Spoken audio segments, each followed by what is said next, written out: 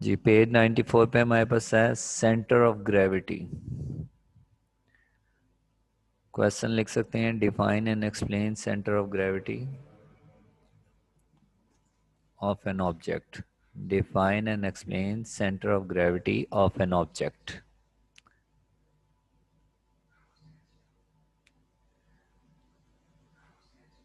सबसे पहले हमारे पास सेंटर ऑफ ग्रेविटी की मेन हेडिंग, उसके बाद हमने डेफिनेशन करनी है। सेंटर ऑफ ग्रेविटी जो है किसी ऑब्जेक्ट के अंदर एक ऐसा पॉइंट होता है जहाँ पे उस ऑब्जेक्ट का पूरा वेट जो होता है वो वर्टिकली डाउनवर्ड एक्ट कर रहा होता है।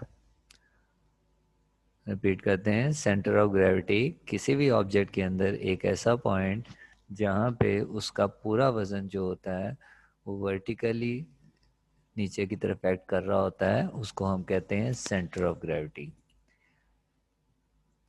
जैसा कि अगर हमारे पास एक कोई कार्डबोर्ड है या बुक है हमारे पास, उसको हम फिंगर की मदद से बैलेंस करने की कोशिश करें तो एक पॉइंट पे वो बैलेंस हो सकता है। तो जिस पॉइंट पे वो बैलेंस हो जाएगा वहाँ पे उसका पूरा वेट एक्ट कर रहा होगा, वो उसका सेंटर ऑफ ग्रेविटी कहलाएगा। हम इसको एक्सप्लेन करते हैं। ये साइड में आपको एक डायग्राम नज़र आ रही है 4.20। ये डायग्राम एक्सप्लेनेशन के साथ बनानी है और ये जो मैंने बोल्ड किया है ये एक्सप्लेनेशन है। जनरली हमने रफली एक ऑब्जेक्ट शो किया हुआ है और ये हम जानते हैं हर ऑब्जेक्ट छोटे छोटे पार्टिकल्स पर मुश्तमिल होता है और उन तमाम पार्टिकल्स को ज़मीन जो है वो अपने सेंटर की तरफ एक फोर्स से खींच रही है। और कितनी फोर्स से खींच रही है? जितना उन पार्टिकल का वज़न है। जैसा कि हमने वेट की डेफिनेशन की थी, the force with which earth attracts a body towards its center is said to be its weight। इसी तरीके से हम बता रहे हैं कि हर ऑब्जेक्ट छोटे छोटे पार्टिकल्स पर मुश्तमिल है और हर पार्टिकल को जो है ज़मीन वर्टिकली डाउनवर्ड अपने सेंटर की तरफ एक फोर्स से खींच रही है। जितना पार्टिकल का वज़न है उतनी फोर्स से ज़मीन जो है उनको अपने सेंटर की तरफ पुल कर रही है। और ये सारी की सारी फोर्सेस देख सकते हैं हम डायग्राम में, छोटे छोटे ब्लैक मार्क्स लगे हुए हैं और एरोस लगे हुए हैं नीचे की तरफ। ये सारी की सारी फोर्सेस जो हैं ये लाइक पैरेलल फोर्सेस हैं। अब लास्ट टाइम हमने पढ़ा था रिजल्टेंट रिजल्टेंट फोर्स एक अकेली ऐसी फोर्स होती है जिसका वही असर होता है जो कि उन तमाम फोर्सेस का होता है जो किसी ऑब्जेक्ट के ऊपर एक्ट कर रही होती हैं। तो ये तमाम फोर्सेस जो यहाँ पे एक्ट कर रही हैं इनका कहीं ना कहीं रिजल्टेंट मौजूद होगा। और रिजल्टेंट फोर्स जो है वो जिस पॉइंट पे एक्ट कर रही होती है, यानी कि ये सारे मिलके इस ऑब्जेक्ट के ऊपर जो असर कर रही हैं वो अकेली फोर्स जो है वही काम कर सकती है। तो ये रिजल्टेंट फोर्स जिस पॉइंट पे एक्ट करके वही इफेक्ट प्रोड्यूस करे तो वो पॉइंट जो होता है वो इसका सेंटर ऑफ ग्रेविटी कहलाता है। रिपीट करते हैं, हर ऑब्जेक्ट छोटे छोटे पार्टिकल पर मुश्तमिल है। हर पार्टिकल को ज़मीन अपने सेंटर की तरफ खींच रही है एक फोर्स से, और वो फोर्स उस पार्टिकल्स के वेट के बराबर है। और ये तमाम फोर्सेस जो हैं ये लाइक पैरेलल फोर्सेस हैं और इनका रिजल्टेंट जिस पॉइंट पे एक्ट कर रहा होता है वो पॉइंट जो होता है वो उस ऑब्जेक्ट का सेंटर ऑफ ग्रेविटी होता है। जैसा कि आप देख सकते हैं रेड कलर की एक लाइन जो है वो नीचे की तरफ शो की गई है। यहाँ पे इसका रिजल्टेंट फोर्स है, तो जिस पॉइंट पे एक्ट कर रहा है वहाँ एरो लगा के लिखा हुआ है सेंटर ऑफ ग्रेविटी। तो डेफिनेशन हमने की है, उसके बाद हमने इसकी एक्सप्लेनेशन की है जो कि इस वक्त मैंने बोल्ड की हुई है, ये एक्सप्लेनेशन है। उसके बाद आ जाए नेक्स्ट पेज में।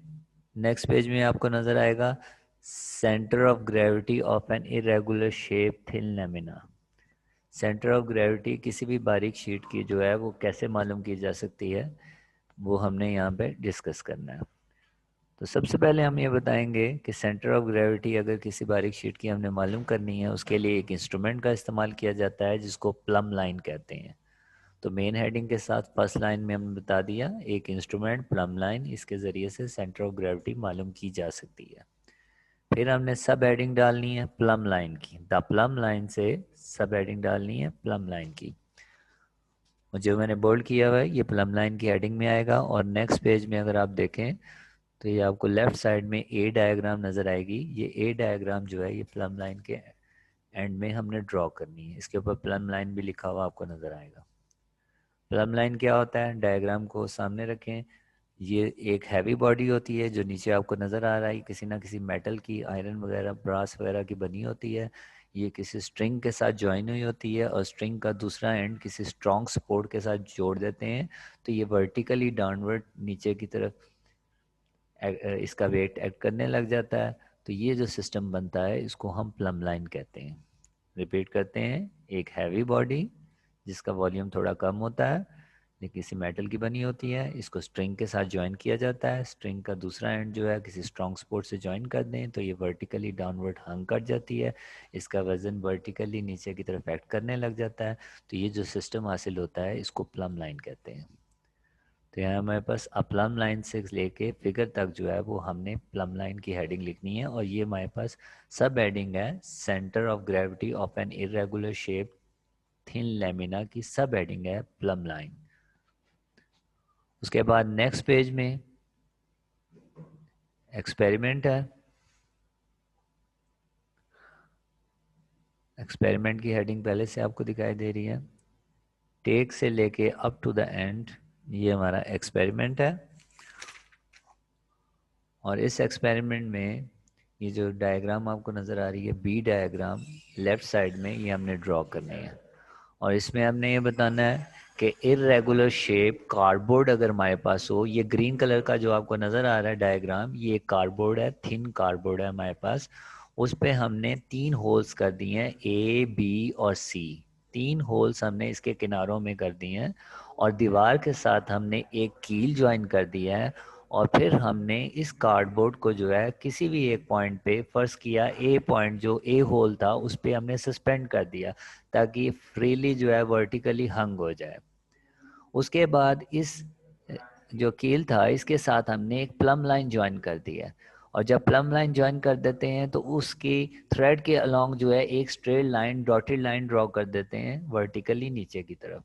उसके बाद ये जो हमारे पास कार्डबोर्ड था इसकी ओरिएंटेशन चेंज करते हैं, इसकी जगह चेंज करते हैं, और बी पॉइंट पे जो है वो हम कील के ऊपर सस्पेंड कर देते हैं। बी होल पे जो है वो हमने इस कार्डबोर्ड को सस्पेंड कर दिया। फिर दोबारा यही प्रोसेस रिपीट किया, हमने प्लम लाइन लगाई और फिर उसके साथ वर्टिकली स्ट्रेट लाइन ड्रॉ की, डॉटेड लाइन, जो कि प्रीवियस लाइन को एक पॉइंट पे कट करेगी। फिर सिमिलरली हमने थर्ड प्रोसेस यानी कि थर्ड पॉइंट से भी यही प्रोसेस रिपीट किया। थर्ड पॉइंट सी था, वहाँ पे हमने कील के साथ उसको कार्डबोर्ड को सस्पेंड किया। जब वो हंग हो गया तो हमने प्लम लाइन ज्वाइन की और फिर वर्टिकली स्ट्रेट एक लाइन ड्रॉ की। तो तीनों लाइंस जो हैं वो एक पॉइंट पे जाके कट होंगी। ये डायग्राम में देख रहे हैं, ये जी पॉइंट जो है यहाँ पे जाके कट होती हैं। तो ये जी पॉइंट जो है जिस centre of gravity of thin lamina है, यानी कि कार्डबोर्ड की सेंटर ऑफ ग्रेविटी है। तो इस तरीके से प्लम लाइन की मदद से जो है वो कार्डबोर्ड का जो है सेंटर ऑफ ग्रेविटी मालूम किया जा सकता है। तो आप ज़रा इसकी मार्किंग एक दफ़ा दोबारा देख लें, मैं रिपीट करता हूँ। और एक एग्जांपल है जो आप लिख लेना, अभी मैं आपको बताता हूँ मार्किंग प्रॉपर। सबसे पहले हमारे पास आ गई question, define and explain centre of gravity of an object. Define and explain centre of gravity of an object. उसके बाद ये जो बोल्ड हुआ है इस वक्त पिंक बॉक्स में, ये डेफिनेशन करनी है। और डेफिनेशन के बाद इसके नीचे जो 2 लाइंस लिखी हुई हैं वो, ये जो मैं अभी, ये डेफिनेशन थी, उसके नीचे 2 लाइंस जो हैं ये कट कर दें और नीचे आप एग्जाम्पल की हेडिंग डालें। और एग्जाम्पल मैं आपको लिखवा रहा हूँ, आप लिखें।